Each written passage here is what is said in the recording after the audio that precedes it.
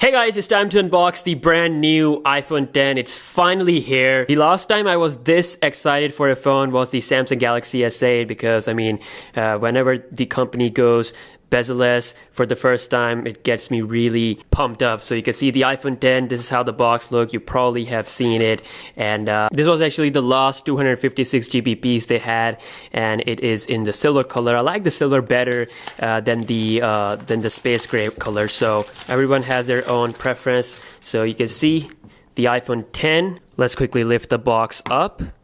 Okay, as you can see, we got the basic stuff first, which is the paperwork designed by Apple in California. And then we have the iPhone X itself. Look at this, so damn premium. Let's put this to the side and take a look at the box. And as you can see, very simple stuff. We got the charger. Of course, this does not support fast charging, even though this is the super expensive iPhone, but still it is that normal charger that you get with a normal iPhone.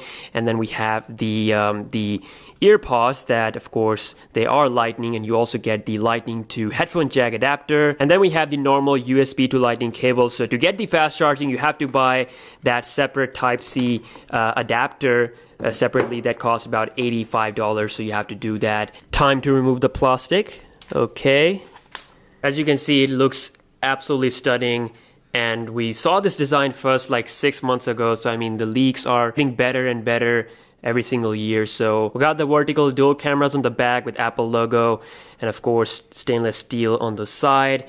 And of course this is having the glass body just like other iPhones. So I actually turned it on, and I had to go through the setup in the shop, so I'm not gonna go through that full boring setup, but let's jump straight to the UI. As you can see, because the home button is now dead, you have a completely different setup of using the iPhone X. So now we have the gestures, so you have to swipe like this to basically return to your home screen, or going to the multitasking area, you have to swipe like this. So at first it will take some time to get used to.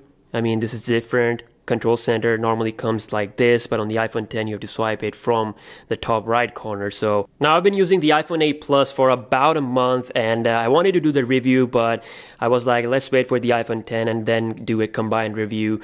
And basically a lot of people want to know whether the iPhone X is really worth it. This huge design, they are skeptical about the Face ID. So you can see side by side, the best thing that I've noticed right away, of course, is the size. Because the bezels are so small, even with the 5.8-inch display, bigger than the 5.5-inch display of the iPhone 8 Plus, it's still a lot better when it comes to the size. Look at how good it feels when you're holding both phones in hand, and this just really creates a completely different experience, and it will be much easier to hold and have a good grip on. And of course it has a full display, so it looks amazing, futuristic like other phones. So apart from this huge change in the screen, we do have a little bit better camera. So now both of these two camera sensors actually have optical image stabilization, and the secondary camera actually has a better aperture compared to the iPhone 8 Plus, so you'll get a little bit better performance, but mainly the main camera sensor, everything is same as the iPhone 8 Plus.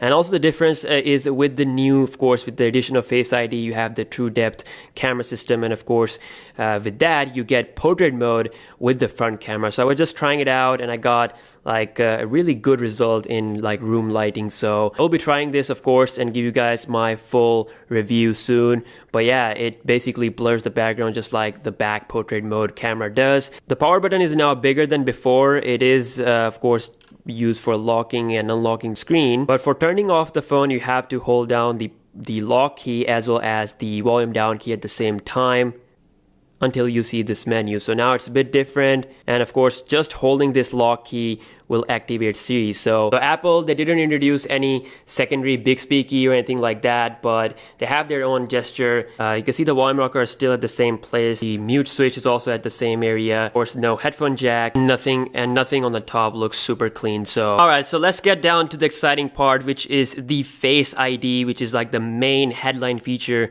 of the new iPhone X. It's the first iPhone to have the 3D facial scanner from Apple that will continue to be on the future Apple devices such as iPod or iPad. So we'll see this on a lot of different phones and tablets in the future. Haven't set up my Face ID, so you can have it for iPhone Unlock, Apple Pay, iTunes, and Apple Store. Of course, while downloading the application, you can use that. You can see it says set up Touch ID, so I'm just gonna go ahead and click on it. And this is how you can set up the Face ID. We have a little animation there to help you out. Hey, we are done. That was really fast. I just had to, move my face in a circle, and it was really fast. I had no issues whatsoever. The iPhone X is actually coming with 11.0.1 software version, so I will be updating to the 11.1 version so that everything works better. Of course, right now it will be a lot glitchy, but let's see the Face ID, just a quick little test of the Face ID, and let's see how it will work. So of course, I'm sitting behind the camera and I have the tripod in front of my face, so right now it's not gonna work, so let me just do that. Okay, so I tried it a couple of times and it seems to work really fast.